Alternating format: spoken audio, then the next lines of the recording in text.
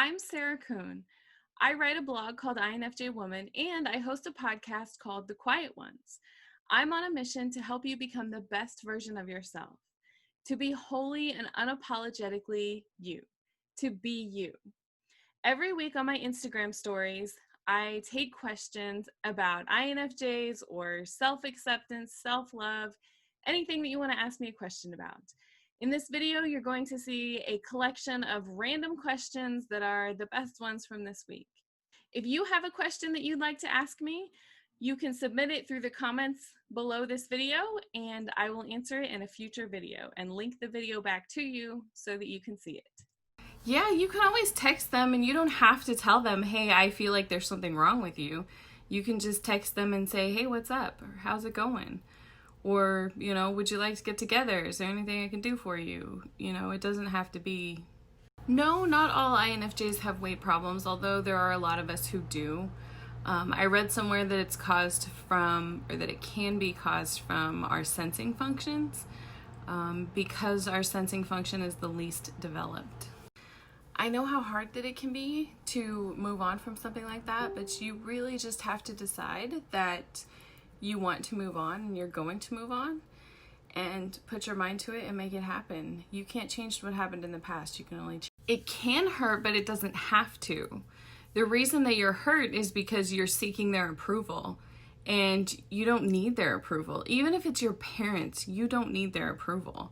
All you need is your own approval, and when you have that, you have everything. I'm in the process of solving all or nothing syndrome myself, and the process is you have to do things little by little. And it feels like torture and it feels awful, but you have to commit to doing it, and it actually works, which really stinks. I am right there with you. I feel insecure about the way that I look too. But here's the thing. I read this book recently, and the whole point of the book was, why are we trying to impress people? And I realized that I've been trying to impress people my whole life, and I don't know why. A couple of weeks ago, this comment would have really bothered me, but then I read this book about not impressing people, and you know what? It's not my job to impress you. I'll sit wherever I want to as far as the camera goes, and if you don't like it, you don't have to watch it. Procrastination is just another word for fear. So the only way to get past it is to just tackle it head on. Set some small goals and get it done. Do I have specific examples? No, I don't really. I know that there isn't a place that you can go to find a whole bunch of INFJs together because we like to be at home, right? So maybe a bookstore or a coffee shop or something like that, but no. Yes, absolutely. I think an INFJ can be anything that they want to be in any type of career. It all goes back to how bad do you want it and how much are you willing to work for it? How committed are you? I've had problems concentrating as well, and what I did was I started working with a health coach who told me that one of the best things that you can do is take breaks. And I thought, wow, that's so simple, but it's really true. I used to struggle with this a lot, but then I realized that other people can only understand me to their level of understanding, and most people don't even understand themselves. So I start with understanding that, and it gets easier. Are we emotionally impulsive? I'm not sure exactly what you mean. I think maybe it depends on the circumstances. I know that I tend to share things that are really deep, sometimes impulsively. So potentially, yes. I don't know that can't tolerate is the right word. Some of us don't like them. It depends on the conversation though. I mean, sometimes they're fun.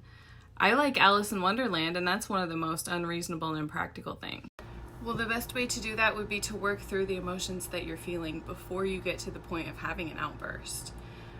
Sometimes it takes some work to even identify what we're feeling because it takes us a while to process them, but being able to name them helps. It is difficult. If it's possible, I would really encourage you to get away from the negative people. The more that you surround yourself with positive people who believe in you and who are doing the same thing as you are, the better off you'll be. That one's tricky. I feel that a lot too, because it's like you want to help everybody and you realize how much you can't, so then you don't want to help anybody. I usually feel like I'm overwhelmed at those times and I need to take some time for self-care. I don't believe that personality types are feminine or masculine. You can have women and men that are all of the personality types. So explaining it in that way kind of seems pretty condescending to me. So I wouldn't explain it that way. When there's a conflict, I try to come from a place of empathy and understanding. And I really try to understand the other person's point of view, which sometimes can be really hard, but it's also really helpful in those situations. You feel guilty because you believe that you don't deserve it, but the fact of the matter is that you can't pour from an empty cup. So in order for you to help people, the best thing that you can do is help yourself. You do deserve to spend some time in self-care. Well, first of all, you shouldn't let being an INFJ hold you back from anything. What you need to do is find your purpose, and your purpose comes from your pain. So look at the biggest emotional pain that you've had in your life and how you've solved it. You can help other people solve their pain too. Well, there's two things. It could be that your F and your T are about 50-50, or it could be that you are an INFJ, because INFJs use both the thinking and the feeling sides of their brain, so we can feel like both. You have to come to the realization that it's not your job to fix everybody, and it's not your job to take care of everybody. I know that you want to. I want to as well. But you're going to be overwhelmed by that, and you won't end up helping anybody because you're so overwhelmed. The only way that I found to improve speaking ability is practice. And that's like the worst answer that you don't want to hear, but practice. Practice, practice, practice, practice. You'll get better. I had to Google what NLP meant. So no, I haven't studied it formally, but I have studied different techniques that I feel like are the same thing. So I don't know, I might look into it. I suggest that you spend some more alone time and some more time in self-care. I also suggest that you give yourself some time and some grace, because as INFJs, it takes us a while to process our feelings. It takes us a while to even know what we're feeling. No, I don't believe Hitler was an INFJ. Regardless of what his personality type was, he obviously had some really bad psychological problems. So I wish people would stop comparing us to Hitler, because I don't think that he was. Yes, I think most INFJs are empaths. I believe it comes from our extroverted feeling, because we're just so tuned into everybody else's feelings, and that makes us natural empaths. One of my biggest struggles is feeling like I'm not enough. And I've spent a lot of time in the last couple of years working through it, and I know right now that I'm at the best place that I've ever been as far as that goes. So yeah, I do. Insecurity comes back to needing other people's approval, and that's something that I've recently decided to give up. I wrote a blog post about it, and I really suggest that you read it because it's really, really good. You can swipe up to read it. I'm usually calm in stressful situations, and I think that it's because I don't process the emotions right away. So while everybody else is overwhelmed with processing what's going on, I'm just like, what's the next thing that we can do? How can I help everybody? What do I think is uncommon? I don't know. I don't know that I understand your question. I've seen a lot of people who like that pairing. The only INTP that I know is my niece, and we get along really, really well. The best way to know for sure is to look at your personality test. If you did the one on 16 personalities, it will give you a percentage for each letter. And then read the description. And if that resonates with you, then that's exactly what you are. The best way to know what your personality type is to take the test, answer the questions honestly, even if you don't like what the answer is, and then read the descriptions. That's the best thing that you can do, because if you keep taking the test over and over and over again, you're probably going to get a different answer every single time, or most times.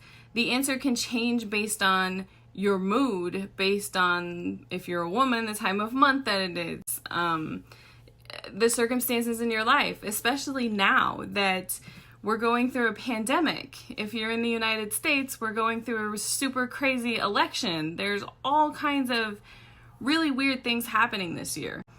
All of that stress can affect what the answer is to your personality type, to the quiz. It's not going to change your personality. It's just going to bring out different functions. Of course it can change. You just have to do it. You just have to take action. What's the worst that could happen? They're going to say no. What's the best that could happen, though? They're going to say yes, and you could find the love of your life. I mean, I would take that chance. Start with understanding. The more that you can understand them, the better you'll be able to communicate with them. They are so much different than you are that there's going to be a lot that's going to be different in your communication style. So, understanding. It's challenging sometimes. There is a lot of negativity. There's a lot of sadness this year, a lot more than what we're used to.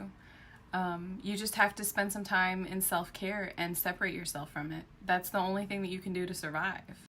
I suppose that we can be overdramatic at times. I think it really depends on the situation and it depends on the person, because we're all different and we've all grown up differently and we're all at different maturity levels as well. The more mature that you get, the better. Well, I would caution you to use the word perfect, but I'm glad that you found somebody that you really like and that works really well with your personality. My niece is an INTP and we get along really well too. So I'm glad that you're happy. Thank you so much for watching. Make sure that you check out these other amazing videos that I have that are all about INFJs, INFJ traits, the INFJ personality, everything that you want to know about INFJs. Make sure that you hit the subscribe button as well so that you never miss a new video. Thanks for watching again, and we will see you again soon.